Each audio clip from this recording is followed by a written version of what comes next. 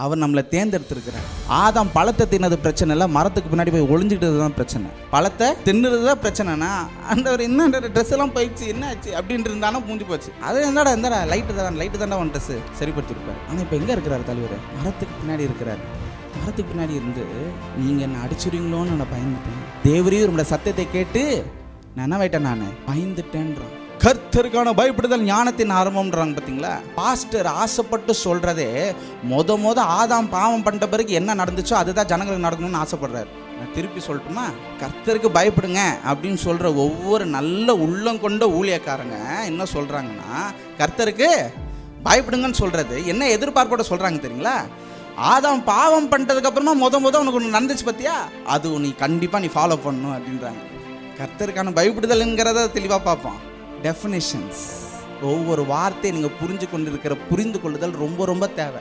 பரிசுத்தம்னாலே வெள்ளை ட்ரெஸ்ஸுன்னு புரிஞ்சுக்கிட்டான். ஏத்தாப்பில் ஒரு பைக்காரன் சல்லுன்னு வந்துட்டானா பரிசுத்தம் பொட்டுன்னு போயிடுச்சு உள்ளேருந்து. ஆமே, பரிசுத்தம்னா யுனிக்கு.